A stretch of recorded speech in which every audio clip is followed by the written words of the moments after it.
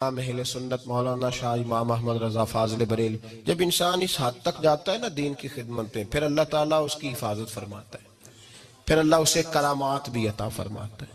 ان کی بے شمار کرامات تھی۔ ایک نواب صاحب تھے جودن پور کے رہنے والے، ان پہ ایک جھوٹا مقدمہ قائم ہو گیا اور جھوٹے مقدمے میں انہیں سزا ہو گئی۔ بہت سارے لوگ ہیں جو بے گناہ کہتی ہیں، کئی ملکوں میں ہیں۔ میں نے صبح بھی آپ سے دعا کرائی تھی، ہمارے ایک عزیز ہیں لیبیا میں پریشانی کا شکار ہے، اور میری 2-3 دن سے فقط یہ دعا نکل رہی ہے کہ اللہ جلدی ان کے لیے اسباب پیدا فرمائے۔ دہشت گردوں کے ہاتھوں لوگ بڑے بڑے مجبور ہیں۔ آپ سارے دعا کیجئے گا اللہ پاک انہیں بھی آسانی عطا فرمائے، اور بھی جتنے لوگ بے گناہ قیدی ہیں اللہ سب کو رہائی اور نجات عطا فرمائے۔ تو وہ بے گناہ قید تھے، نواب صاحب مرید تھے اعلیٰ حضرت کے۔ تو اعلان ہو گیا کہ پرسوں صبح 7 بجے ان کو پھانسی لگایا جائے گا، تختے پہ لٹکا دیا جائے گا۔ گھر والوں کو آخری ملاقات کے لیے بلایا۔ گھر والے جب ملاقات کرنے آئے تو نواب صاحب کہنے لگے ناشتہ تیار رکھنا، روٹی گھر آ کے کھاؤں گا۔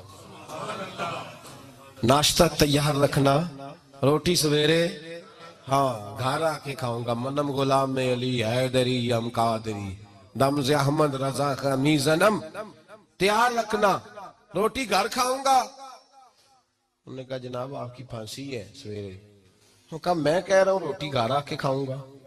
کیا ہو گیا؟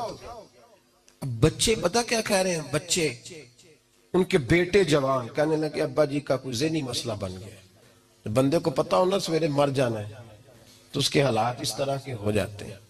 رشتہ دار بھی سارے کہنے لگے کہ وہ بچے روتے ہیں، بیوی روتی ہے تو کہتے ہیں کیوں روتے ہو؟ تو میں کہا نا روٹی گھر آ کے کھاؤں گا، چلو بھاگ جاؤ، ناشتہ تیار کر کے رکھنا۔ انہوں نے کہا نواب صاحب کھسک گئے تھوڑے سے، اس لیے کہ اس حالت میں ہو جاتے، کمی بیشی ہو جاتی ہے۔ این وہ وقت آ گیا، لاش کے لیے گھر والے آ گئے، تختہ دار پہ لٹکایا جانے لگا۔ جلاد بٹن دبانے لگا تھا کہ ایک آدمی دوڑا آیا، اس نے کہا چونکہ انگریز کی حکومت تھی، اس نے کہا ملکہ وکٹوریا کی تاج پوشی کی خوشی میں آج جس کو پھانسی ہونے والی تھی سب کی معاف کر دی گئی ہے، لہذا سارے گھروں کو جاؤ۔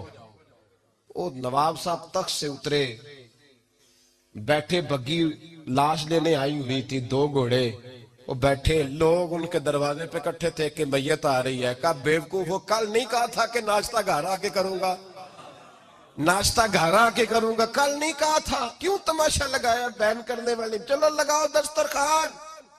لوگ کہنے لگے نواب ایک دن پہلے ہی بتاتا تھا، ہمیں بھی بتا بات کیا تھی؟ تو کہنے لگے امام احمد رضا کا مرید ہوں، امام احمد رضا کا مرید ہوں۔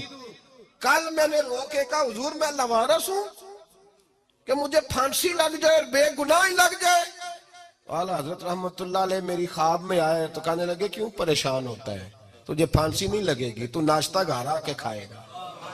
کہتے مجھے پتہ نہیں تھا اسباب کیا ہے، پر میرے شیخ کی زبان سے جو جملہ نکل جاتا ہے میرے لیے حرف آخر ہوتا ہے، میں اس میں اپنی مرضی کے ترجمے، تشریحات، یہ وہ اس طرح بھی تو ہو سکتا ہے، یہ نہیں میں لگاتا، کہہ دیا تھا سو کہہ دیا تھا۔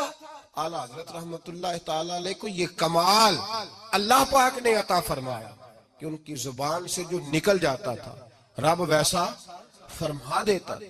اس طرح کے درجنوں اور 20 کرامات آپ کی باب الکرامات کے اندر لکھی ہوئی، اور سب سے بڑی کرامت یہ تھی اعلیٰ حضرت کی دعا مانگا کرتے تھے۔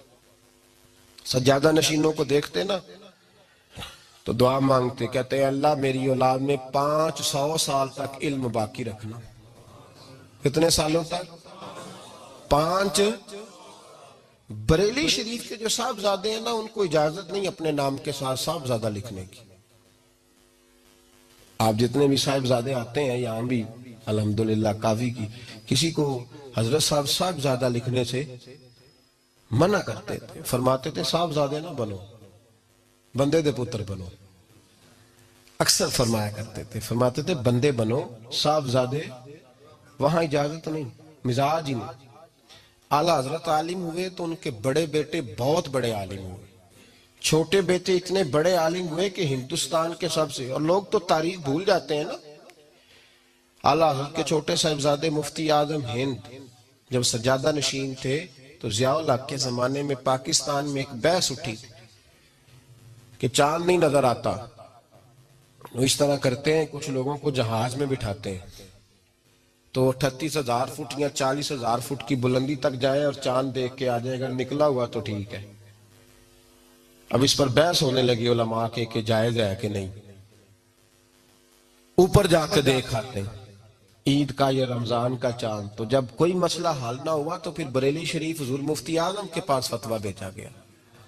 تو چھوٹے بیٹے اتنے بڑے مفتی تھے کہ انہوں نے کہا نبی پاک صلی اللہ علیہ وسلم نے چاند دیکھنے کا حکم دیا ہے، ڈھونڈنے کا اور پیچھے جا کے پکڑنے کا حکم نہیں دیا، وہ پکڑ کے لاؤ کدھر ہے۔ تو نبی پاک صلی اللہ علیہ وسلم نے دیکھنے کو کہا ہے تو زمین پہ بیٹھ کے دیکھو، نظر آ گیا تو ٹھیک ہے، نہ آئے تو بالکل جائز نہیں تمہارا جہازوں پہ بیٹھ کے چاند ڈھونڈنے جانا۔ تو ان کے فتوے پر پاکستان میں یہ قرارداد منظور ہوئی کہ چاند اوپر جا کے دیکھا نہیں۔ اس طرح کے درجنوں فتوے، بیسیوں فتوے آپ نے اپنی زندگی میں دیے۔ ہمارے زمانے میں مفتی کم ہیں، ناقل زیادہ ہیں، بارش شریعہ سے دیکھا لکھ دیا، فتاوی رضویہ سے دیکھا، وہ مفتی تھے، قرآن و سنت ان کو ازبر رہتا تھا، ایک ایک چیز کی درجنوں دلیلیں دیتے۔ امام احمد رضا فاضل بریلوی اتنے بڑے ولی تھے، اتنے بڑے کامل ولی تھے کہ ان کی اولاد میں بھی اللہ نے اس سلسلے کو جاری و ساری رکھا، اور وہ ترتیب کے ساتھ پہلے ان کے بڑے صاحبزادے، پھر چھوٹے، ان کے جو پوتے تھے نا ہمارے حضرت کے والد مولانا ابراہیم رضا خان، بہت بڑے مفسر تھے، بڑی مضبوط تفسیر قرآن پاک کی لکھی، اگرچہ مکمل نہ ہو سکی، وصال کر گئے، لیکن بہترین عالم تھے، مصنف تھے، مفسر تھے۔ اور سب سے بڑھ کر یہ تھا کہ جس طرح مدرسہ انہوں نے چلایا ہے تاریخ میں مثال نہیں ملتی۔ استادوں کی تنخواہیں دینے کے لیے قحط ہو گیا، جب پاکستان بنا تو حالات خراب ہو گئے، وہاں دنگا فساد تھا، تو لوگوں نے کہا کہ 6 مہینے کے لیے علماء مدارس بند کر دیں، چھٹیاں دے دیں، نہ چندہ ہے نہ کچھ دینے کو ہے۔ تو مفسر اعظم نے اپنی زوجہ کا سارا زیور بیچ دیا، گھر کی ہر چیز بیچ دی، یہاں تو مدرسے کے نام پر کوٹھیاں بن رہی ہیں نا، بیچ دی ہر شے، اور بیچ کر اساتذہ کی تنخواہوں کو مکمل کیا، لنگر پکائے۔ لوگوں نے کہا آپ ایسا کیوں کر رہے ہیں؟ فرمایا میرے دادا نے بنایا تھا تو میں پیچھے نہ چلوں۔ پھر اس کے بعد ہمارے حضرت ازہر یونیورسٹی سے فاضل، اور حضور تاج الشریعہ کا کمال یہ ہے کہ میرے مصطفیٰ کریم نے فرمایا ولی وہ ہے چہرہ دیکھو تو رب یاد آئے، اور میں نے اپنی آنکھوں سے وہ لوگ دیکھے ہیں جنہوں نے صرف میرے حضرت کا دیدار کیا ہے اور اللہ اللہ کہتے دور بھاگتے نظر آئے، ان پر وجدانی کیفیات طاری ہو۔